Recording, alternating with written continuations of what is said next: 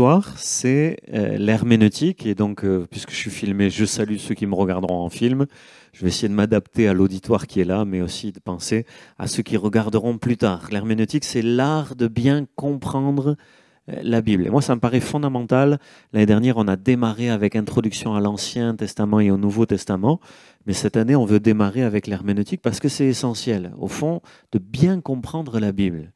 Or, il y a un art, il y a des règles, il y a des principes pour bien la comprendre. Et l'herméneutique, c'est le cours qui synthétise les principes pour bien comprendre la Bible. Alors, ce cours que vous avez ici est inspiré des cours de l'Institut Théologie Biblique des Assemblées de Dieu de France, le cours sur l'herméneutique de Christian Blanc qu'on m'a passé, des cours de Jean-Claude Boutinon, c'est l'INSETA à Paris, qui est docteur en théologie, et son cours sur la transmission de la Bible et l'herméneutique, du livre d'Alfred Kuen sur comment interpréter la Bible, de Dominique Taillefer, qui est un pasteur des Assemblées de Dieu, sur comprendre ce que la Bible dit, introduction à l'herméneutique biblique, et Gordon Fee, qui est un des meilleurs théologiens internationaux pentecôtistes, et Douglas Stuart, un nouveau regard sur la Bible, et qui est aussi un livre d'herméneutique. Alors, juste des définitions, vous savez, puisque c'est un mot compliqué, c'est un mot de théologie. Cette année, on va aborder des mots de théologie.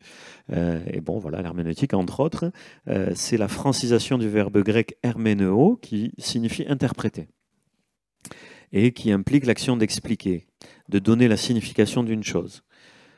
Voilà.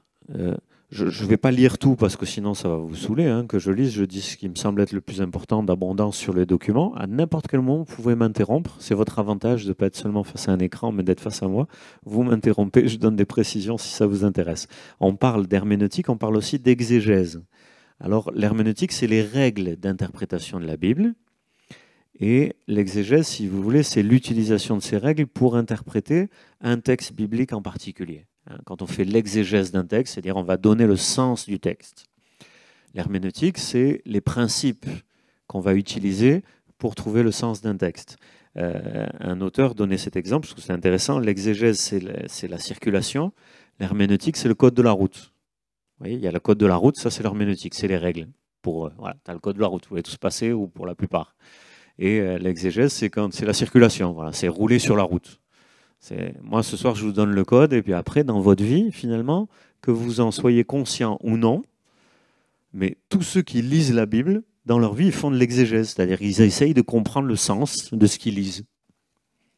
Mais ils le font à partir de principes d'interprétation. Des fois, leurs principes sont faux, erronés, pas tout à fait exacts, ils font des contresens. Vous voyez, mais ils ont des principes, des bons ou des mauvais principes. Ce soir, on va voir les bons principes pour justement comprendre la Bible telle qu'elle a voulu être comprise par le Seigneur et par ceux qui l'ont écrite. Quand on lit la Bible, il y a deux grandes questions qui se posent. D'abord, qu'est-ce que l'écrivain a voulu dire ? Quelle est son intention? C'est la première chose qu'on doit toujours rechercher quand on lit la Bible. Même le matin, vous lisez la Bible personnellement. Vous voyez, c'est d'abord qu'est-ce qu'il a voulu dire, le gars, celui qui a écrit. Au fond, l'inspiration, elle est dans l'intention de celui qui écrit. Okay, elle est dans tous les mots, mais elle est surtout au-delà des mots, dans ce qu'il a voulu dire, l'auteur. Et puis, la deuxième grande question, c'est qu'est-ce que Dieu nous dit, ou qu'est-ce que Dieu me dit personnellement, ou qu'est-ce qu'il nous dit quand nous lisons ensemble, au travers du texte que nous lisons.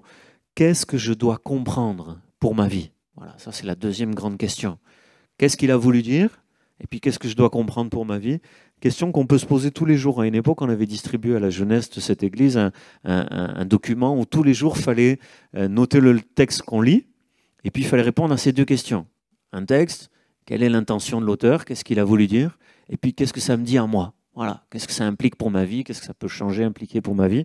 Et ça peut être un bon exercice, peut-être quelqu'un, vous pouvez prendre un cahier, tout simplement, votre lecture tous les jours, vous notez le texte, qu'est-ce qu'il a voulu dire, puis qu'est-ce que ça me dit à moi? Voilà, c'est la base de la lecture de la Bible. Alors l'exégèse répond à la première question, quelle est l'intention de l'auteur? Mais l'herméneutique va plus loin, c'est aussi une façon de distinguer les deux mots, en répondant aux deux questions. Donc dans l'herméneutique, il y a non seulement les règles pour comprendre le sens de ce que l'on lit, mais aussi la dimension de l'application, et on va le voir ce soir. Hein. Comment on peut appliquer le texte que je lis à nos vies personnelles. Maintenant qu'on a vu les définitions, petit 2, la Bible a-t-elle besoin d'être interprétée? Par exemple, j'ai déjà entendu, moi, dans des milieux évangéliques, des gens qui disent « mais la Bible, on n'a pas à l'interpréter ». Il faut juste lui obéir, voyez. Et moi, je crois que ça, c'est une vision simpliste. En réalité, il faut obéir à la Bible, mais qu'on en soit conscient ou non, il faut aussi comprendre ce qu'elle dit. Parce que comment tu veux obéir à quelque chose que tu n'as pas compris? Donc la démarche, c'est de dire, mais qu'est-ce qu'elle dit au fond? Qu'est-ce qu'elle dit? Voilà. Et on n'interprète pas la Bible pour lui faire dire ce qu'elle ne dit pas. Ben oui, non, ça, il ne faut pas. Ça, il ne faut pas. C'est clair. Il ne s'agit pas d'interpréter la Bible pour lui faire dire ce qu'elle ne dit pas. Mais il s'agit de l'interpréter pour comprendre ce qu'elle veut vraiment dire. Et donc pour obéir réellement à ce qu'elle dit.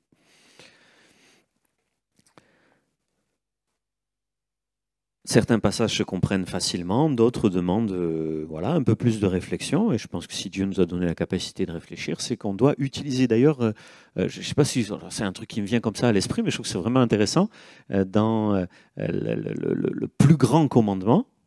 Jésus dit le plus grand commandement, c'est quoi? D'aimer Dieu.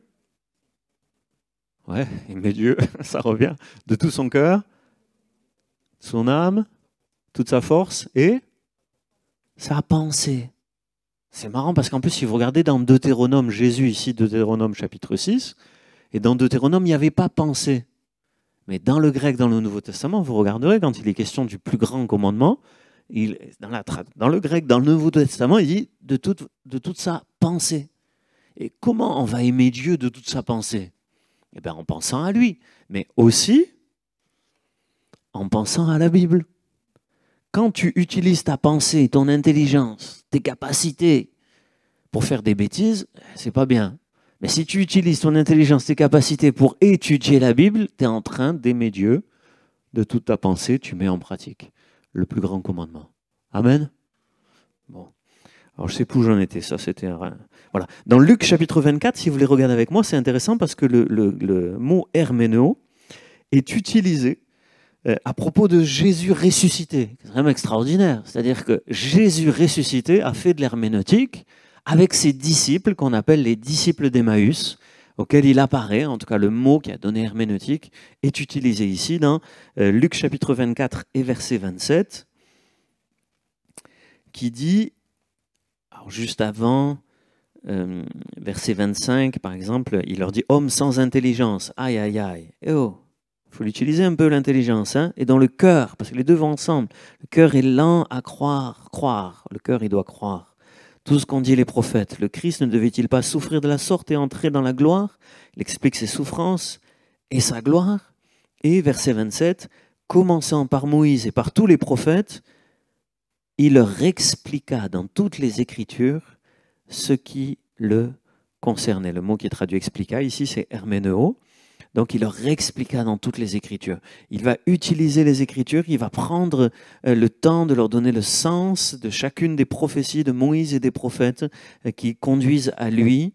Et au verset 32, on voit le texte dit « Ils se dirent l'un à l'autre, notre cœur ne brûlait-il pas au-dedans de nous lorsqu'il nous parlait en chemin et nous expliquait les Écritures ?» Donc Jésus, quand il expliquait les Écritures, ça faisait brûler le cœur de ses disciples, de ceux qu'il aime.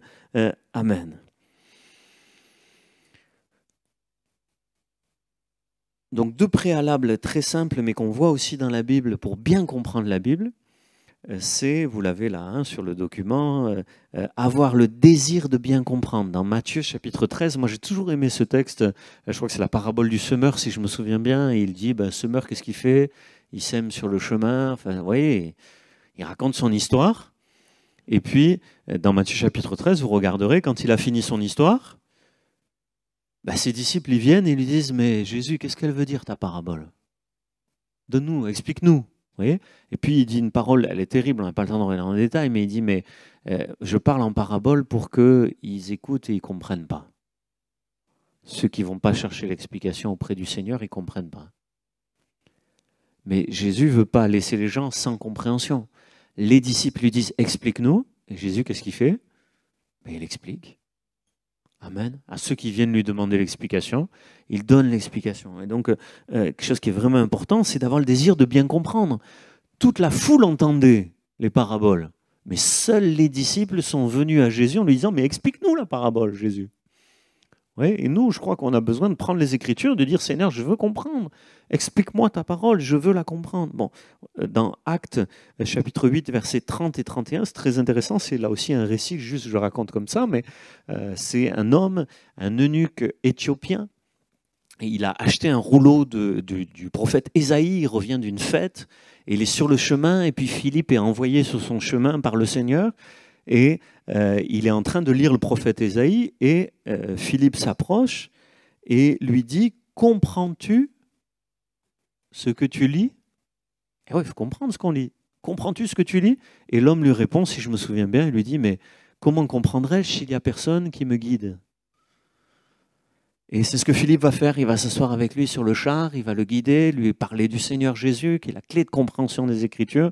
Et puis cet homme va dire, mais qu'est-ce qui m'empêche d'être baptisé? Il va être baptisé, retourner chez lui avec joie, etc. Donc c'est cette dimension d'avoir le désir de comprendre. Cet homme avait acheté un rouleau du prophète d'Ésaïe, il avait envie de comprendre, et il a eu l'explication du Seigneur. Le Seigneur lui a envoyé Philippe pour lui expliquer le prophète Ésaïe. Un autre point important ici sur le document, c'est avoir le souci de l'exactitude. Allez, ça on peut le lire ensemble dans Luc chapitre 1er verset 3. Luc était un médecin qui finalement a fait une œuvre d'historien. Pour nous, en fait, il était médecin, c'était son taf, mais ça c'est fini, hein, il n'y a plus personne à guérir. Mais son boulot, ça a été de faire des recherches sur Jésus et d'écrire l'évangile et les actes des apôtres, un travail, oui, d'historien, de théologien aussi, parce qu'on écrit l'histoire avec, en tout cas les histoires bibliques sont toujours écrites avec une vision théologique, une vision de Dieu qui est transmise au travers de ce qu'on écrit. Alors verset 3, si quelqu'un peut le lire. Luc 1, 3.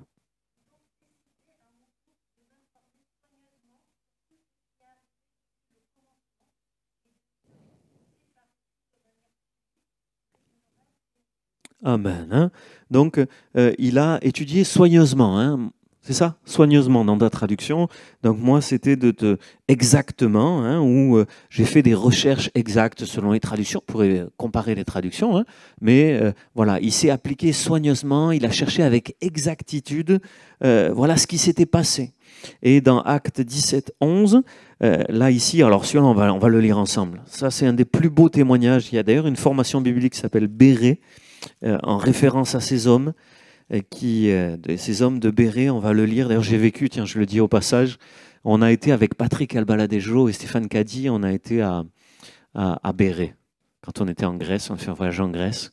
C'est étonnant, on a vu plein de trucs en Grèce, hein, mais je crois que c'était le moment le plus fort. C'est une ville un peu quelconque, mais je sais pas, on était là, on est monté sur une montagne, on a regardé la ville, on a dit, waouh, Paul, il était là, il est venu là. Paul, il est venu là, il a enseigné là. Et Béré a laissé sa trace, parce que c'est parmi les disciples. Il est dit ceci, alors chapitre 17 et verset 11. Quelqu'un le lit?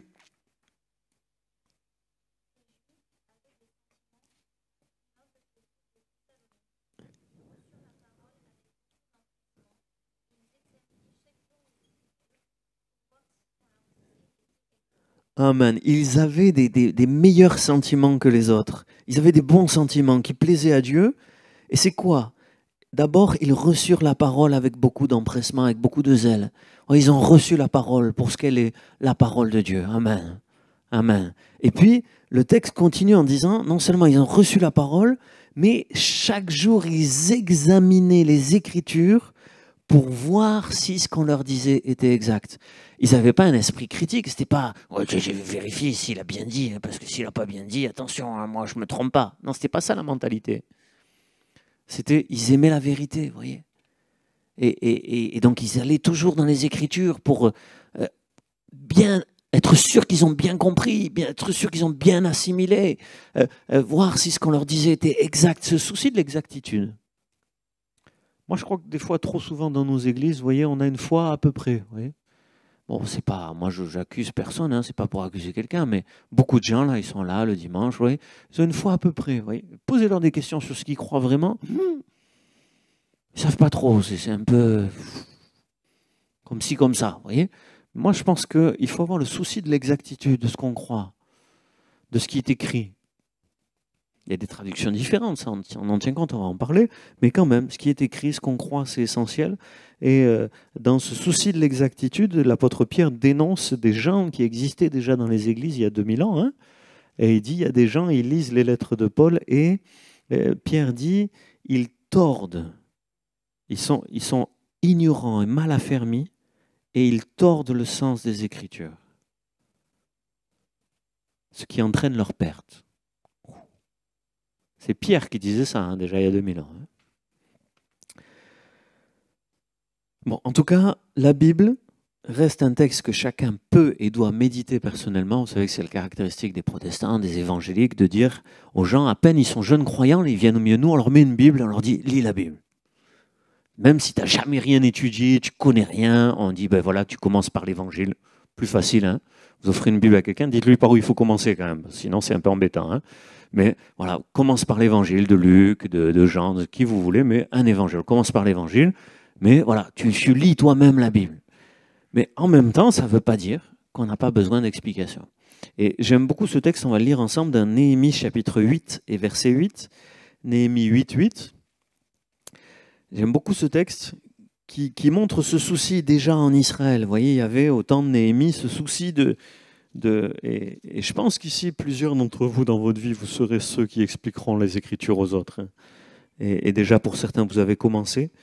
Et je pense que c'est une vocation formidable. C'est une formidable vocation. Il y a toutes sortes de circonstances. Il n'y a pas qu'une estrade, il n'y a pas que les enseignements de l'école biblique. Il y a toutes sortes de circonstances dans lesquelles on va être quelqu'un qui va éclairer les autres dans la compréhension des Écritures.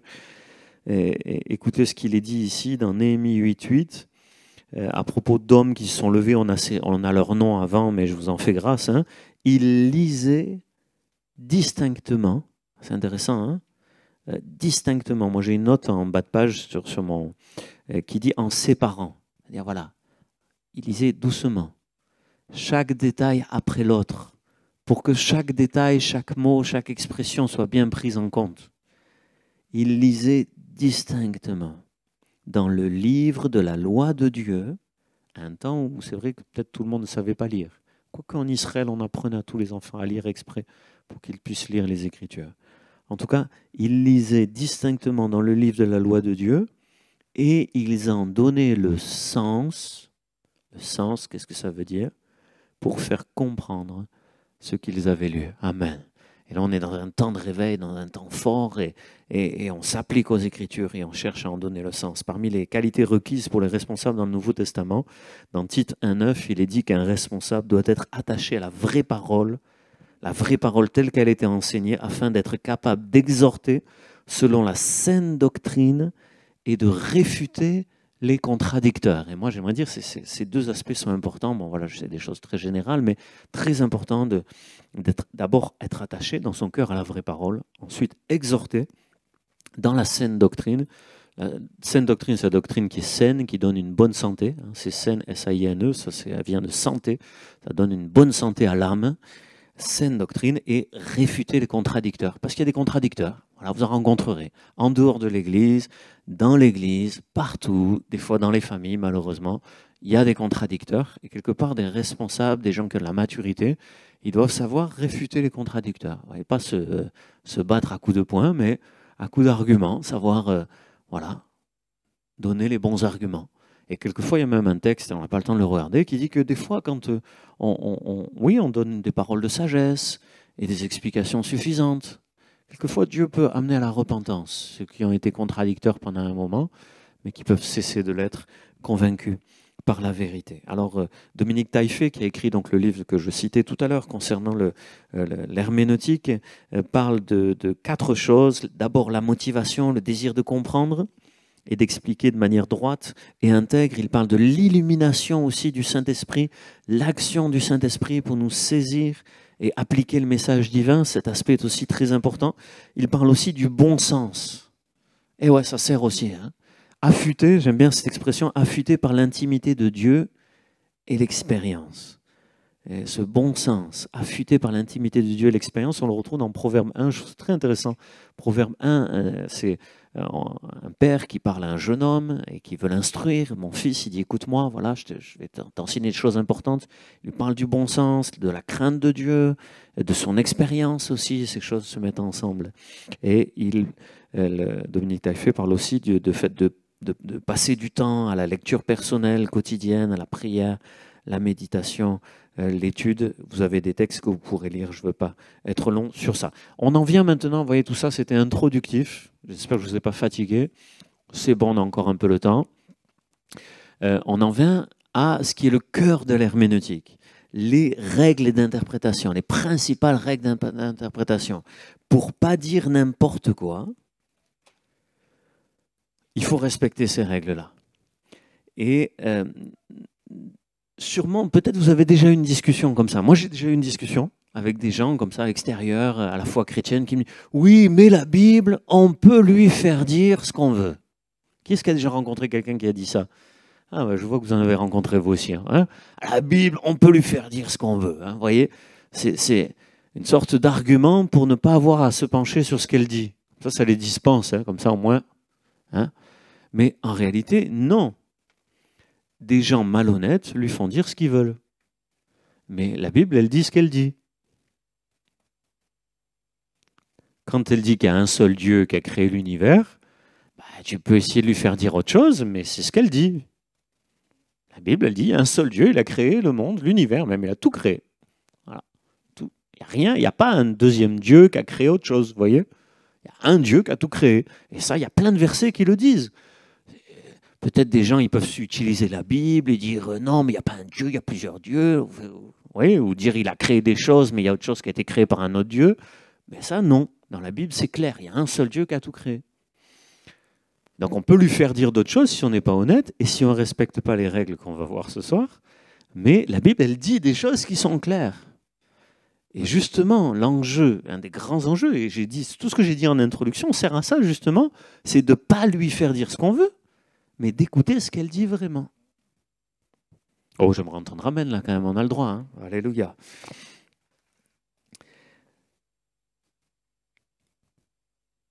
Voilà. Alors il y a d'abord des règles spécifiques à l'interprétation biblique, qui sont des règles, si vous voulez, il y a des règles littéraires qui valent pour tous les textes, même en français, hein, il y a des règles d'interprétation de n'importe quel roman ou texte littéraire, mais il y a des règles qui sont un peu spécifiques à l'interprétation de la Bible. D'abord, aborder la Bible comme étant la parole de Dieu. Et je crois que ça c'est essentiel. C'est des centaines de fois qu'il est écrit « Ainsi parle l'Éternel » où Dieu dit, l'Éternel dit. C'est clair, la Bible se présente comme la parole de Dieu. Et la règle de base pour bien la comprendre, c'est de la prendre pour ce qu'elle est, comme la parole de Dieu, et de la respecter comme telle, ce qui implique qu'elle va passer au-dessus de nous. C'est pas j'examine la Bible pour voir si ce qu'elle dit est vrai, mais c'est d'abord, si tu veux bien la comprendre, hein, on verra pourquoi on croit que la Bible est la vérité, la parole de Dieu. Ça, on le verra dans le cours de théologie systématique, dans un cours qui s'appelle la bibliologie. Donc, c'est un cours sur la Bible, son inspiration, son autorité, etc. Mais si tu veux bien la comprendre, il faut la prendre pour ce qu'elle est. Il faut d'abord la prendre comme la parole de Dieu. Il faut la placer au-dessus de toi-même, au-dessus de tes idées personnelles. Il ne faut pas que tu arrives en disséquant la Bible et en mettant de côté ce qui ne te plaît pas. Il faut que tu la prennes en entier, comme un tout, comme étant la parole de Dieu, comme il y a une autorité sur toi. Si tu as eu des idées, tu as des idées perso. Tu as des idées perso. Mais si tu vois dans la Bible le contraire de ton idée personnelle, c'est toi qui dois te remettre en question, c'est pas la Bible que tu dois remettre en question. Et ça, c'est la règle de base. Vous voyez, beaucoup d'hommes, ils disent n'importe quoi parce que face à la Bible, ils disent « Ah non, mais moi, je ne suis pas d'accord avec la Bible. Hop, c'est mon idée perso. » Et après, ils disent n'importe quoi, c'est sûr. Là, on lui fait dire ce qu'on veut. Ça, c'est clair. Mais la base, c'est de dire voilà, qu'est-ce qu'elle dit vraiment. On va voir comment on détermine ce qu'elle dit vraiment. Mais une fois qu'on a bien compris que c'est ce que la Bible dit, il faut se soumettre à la parole de Dieu. Il faut désirer la mettre en pratique. Il faut comprendre qu'elle a de toute façon toujours raison. Qu'elle ne se contredit jamais. Elle est la parole. Je ne se contredis pas. S'il y a un Dieu qui a créé l'univers et qui est parfait et qui a inspiré quelque chose, il ne se contredit pas. S'il y a quelque chose qui t'apparaît à toi comme une contradiction, c'est qu'il y a quelque chose que tu n'as pas compris. Ce n'est pas la Bible le problème, c'est ta compréhension de la Bible. Et donc, si tu l'abordes comme étant la parole de Dieu, tout de suite, au lieu de dire « Ah ouais, mais ça se contredit ça », tu vas dire « Ah bon, pourquoi ça paraît se contredire alors que Dieu ne se contredit jamais ?» Peut-être j'ai pas bien compris. Alors tu vas lire attentivement les textes pour découvrir en quoi ils se complètent au lieu de t'arrêter en disant que ça se contredit.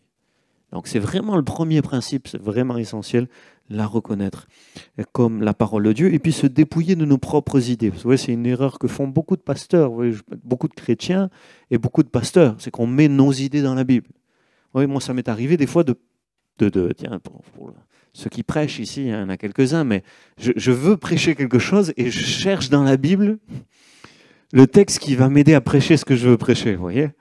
Mais ça, c'est une erreur. Moi, je reconnais que j'ai fait cette erreur dans ma vie, mais c'est une erreur. Faut respecter le texte. C'est le texte qui, vous voyez, c'est pas j'ai une idée et je cherche dans la Bible comment appuyer mon idée. C'est d'abord quelles sont les idées de Dieu.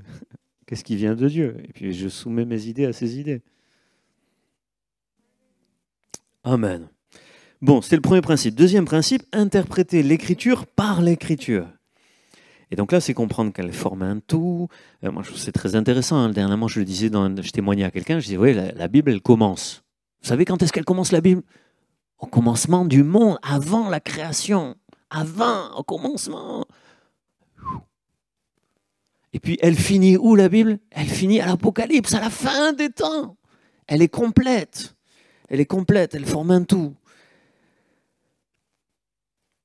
Et avec ce principe, pourquoi interpréter l'écriture par l'écriture? C'est parce qu'il y a des parties simples et des parties plus complexes. Et au fond, l'idée, c'est que ce qui est simple va nous aider à comprendre ce qui est plus compliqué. Il y a des gens, je ne sais pas pourquoi, il y a des gens, ils sont comme ça dans la vie, ils aiment ce qui est compliqué. Alors ils se prennent la tête avec ce qui est compliqué, ils déforment ce qui est compliqué, alors que souvent la clé, c'est d'abord de comprendre ce qui est simple. Et à partir de ce qui est simple, on a des clés pour ce qui est un peu plus compliqué. Et donc, interpréter l'écriture par l'écriture, c'est de dire, tiens, ce texte, il est compliqué. OK. Est-ce qu'il y a un texte plus simple qui va m'aider à comprendre ce texte qui est compliqué? Est-ce qu'il n'y a pas dans le reste de la Bible, et c'est pour ça qu'il faut la lire, la relire, avant de... Vous voyez, on veut la lire 3 secondes, ben ça c'est le problème des hommes, hein. On veut la lire comme ça, de temps en temps, 5 minutes en passant, et la comprendre tout de suite. Or, elle contient toute la richesse de Dieu qui a créé l'univers. Donc, il faut la lire, en réalité, il faut la lire et la relire et la relire. Et plus tu la connais, plus tu la lis, plus tu la connais, et plus le sens te paraît de plus en plus évident, parce que tu as acquis une maîtrise de ce qui est simple.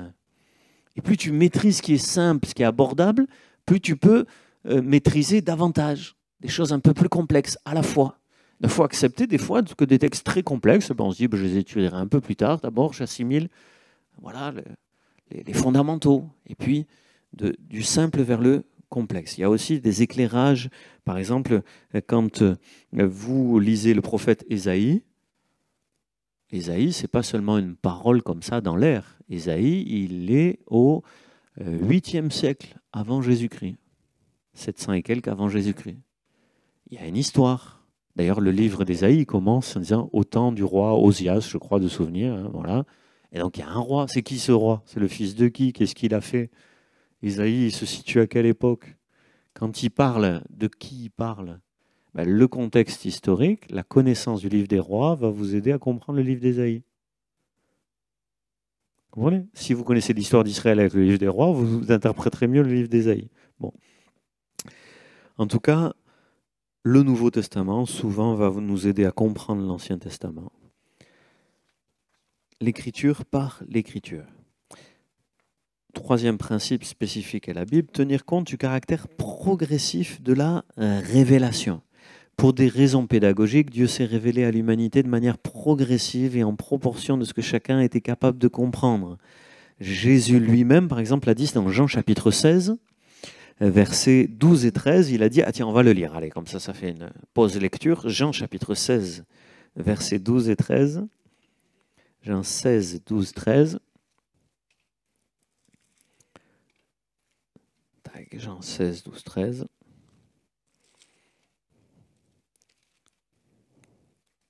Si quelqu'un veut le lire.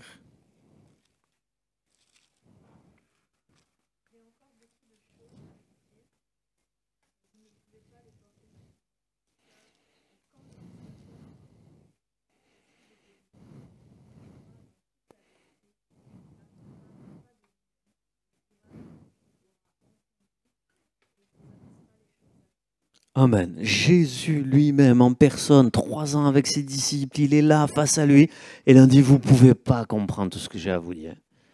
Ouais, je ne peux pas tout vous donner. C'est-à-dire, si je vous donne trop d'un coup, vous n'allez pas pouvoir tout retenir. Mais il y en a un qui vous aidera à comprendre les choses.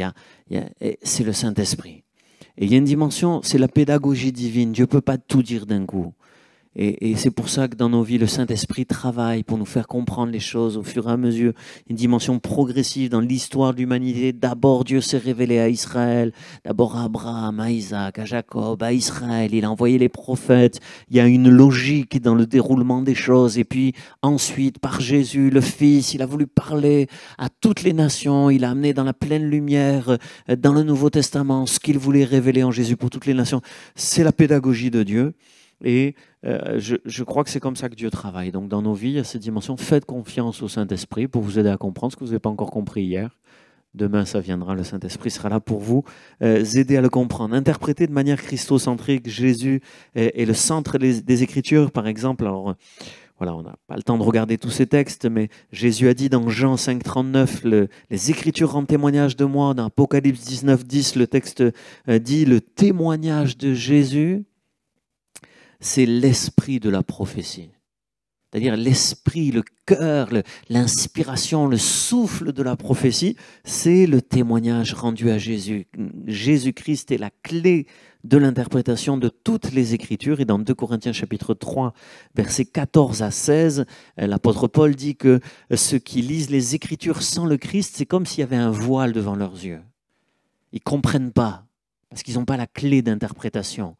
Mais il dit quand on se tourne vers le Christ, quand on le reconnaît comme son Seigneur, alors le voile est déchiré. Et là, on voit ce que Dieu voulait révéler dans les prophètes, se voit pleinement quand on reconnaît le Christ. Dernier principe d'interprétation spécifique à la Bible, qui peut valoir pour d'autres, mais qui est vraiment spécifique à la Bible, ne pas interpréter de façon isolée.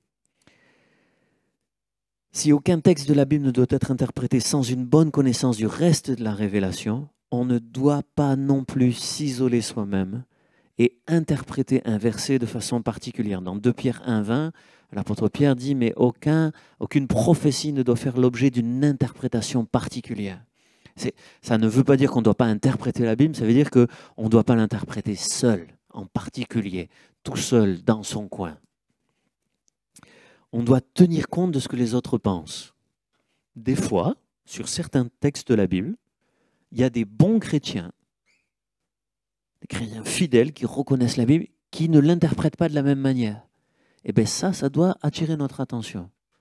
Au lieu d'être un fanatique qui dit c'est comme ça, c'est ça que ça veut dire. Oh, si Bruno et Thibaut ne sont pas vraiment d'accord sur l'interprétation du texte, c'est peut-être Bruno qui a raison, peut-être c'est Thibaut, peut-être un peu les deux.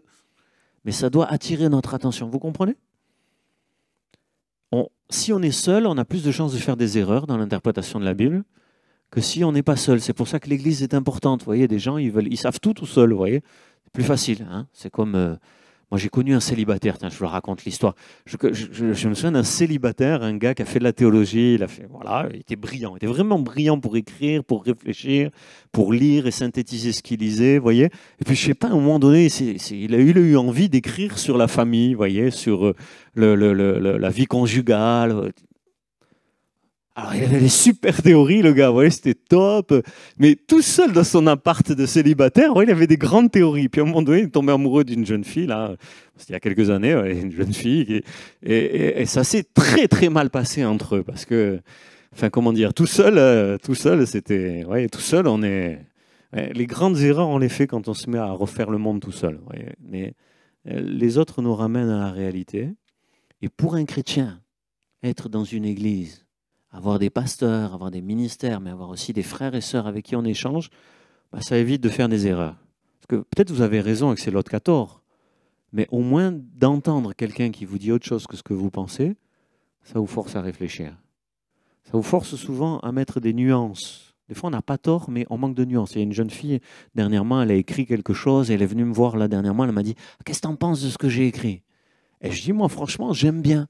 Seulement, il y a certaines fois, un peu plus de nuances, ce serait plus exact. » Vous voyez, quand on n'est pas nuancé, des fois, on dit des bêtises. Ou en tout cas, on peut être mal compris parce qu'on n'a pas suffisamment nuancé. En tout cas, les autres nous aident à mettre des nuances, à trouver de l'équilibre dans ce qu'on croit et à croire de manière plus juste et plus précise. Amen. Amen. Alors, ce que je vous propose, c'est qu'on fasse une petite pause.